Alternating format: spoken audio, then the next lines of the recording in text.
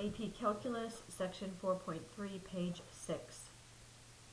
Okay, a couple of quick sketches here to talk about graphs that contain horizontal tangents. We have some different shapes that go on. We can have something like this, where there's the horizontal tangent at the maximum, or relative maximum. We can have something like this, horizontal tangent here at a relative minimum. Notice this is always concave down, this is always concave up. We also have this situation where a graph comes up, flattens out, and then goes back up. Horizontal tangent right here. This time there's a change in concavity, but the function is always increasing. And the reverse of that is an always decreasing function, again with a change in concavity here, so we have a point of inflection. Alright, vertical tangents, we're going to see something like this, where that graph gets vertical momentarily. There's your vertical tangent sitting right here. Or the reverse of that, something like that. Okay, and the other way we see a graph approach vertical is in a cusp. Something like that, or like this. We are getting vertical in here. There we go.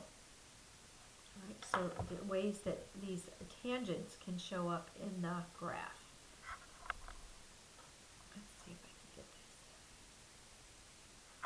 Alright, so we're going to take this information and we are going to sketch a graph that contains these points, and we are going to assume that C is less than D is less than E and f of x is continuous.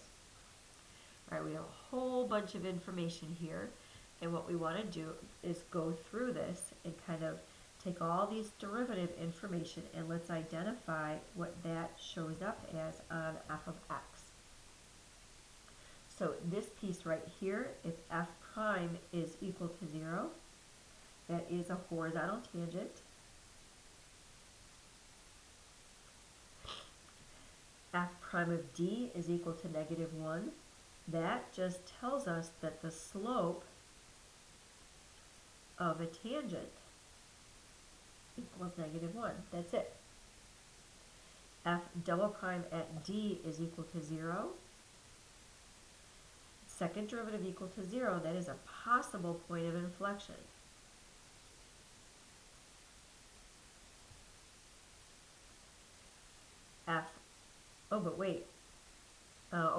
Okay, so possible point of inflection, we have to see a change in concavity and we have to see a tangent line. Well, right here, there is a tangent line there because f prime is -1, so the slope of the tangent is -1. We definitely have a tangent line at D. We just have to wait and see. Maybe somewhere down here we'll find a change in concavity. So let's keep going. This one right here, f prime at E is equal to 0. That is a horizontal tangent. F double prime is less than 0 if x is less than D. That means that f of x is concave down. And if f double prime is greater than 0, if x is greater than D, that tells us that f of x is concave up.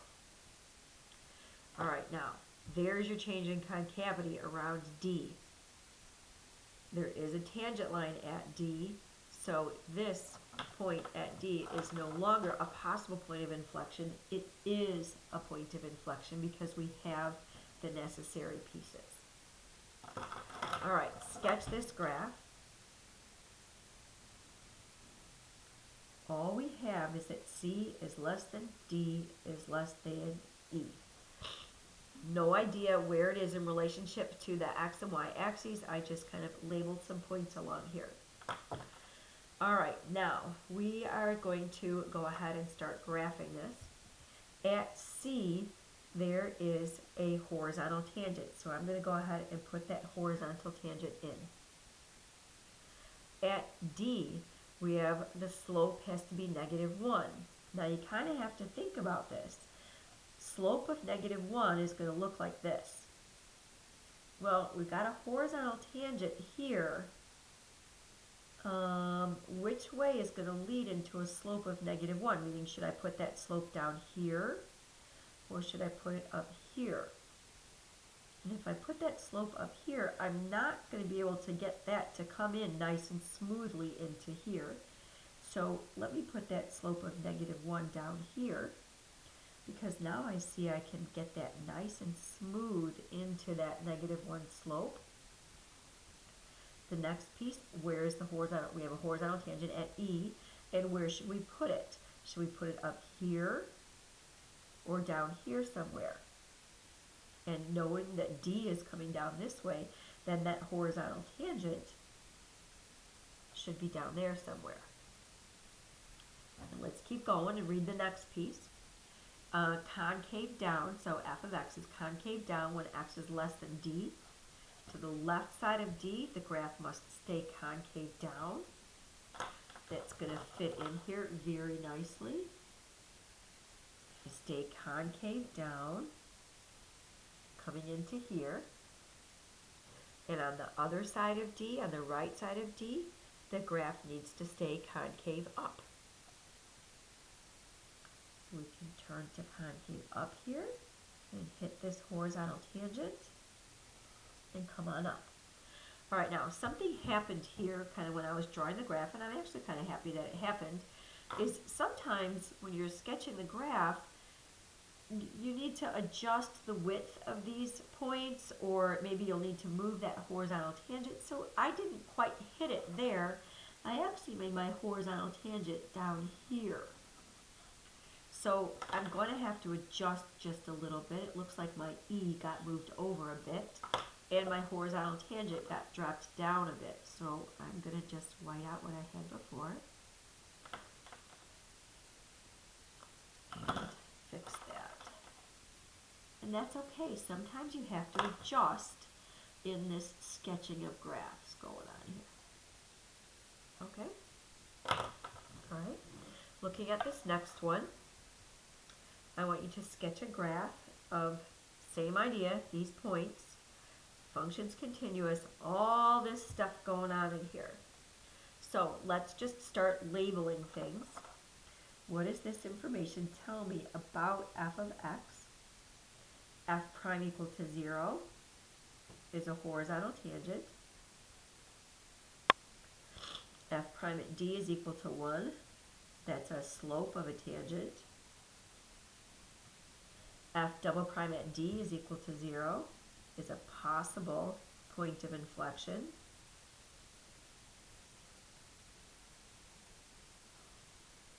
F prime at E is equal to 0. That's another horizontal tangent. F double prime at E equal to 0. That's another possible point of inflection.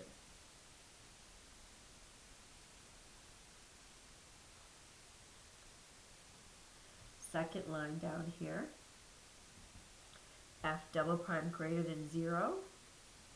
That's concave up. F double prime less than 0. Concave down. And F double prime greater than 0. Another concave up. Let's go ahead and sketch this graph then.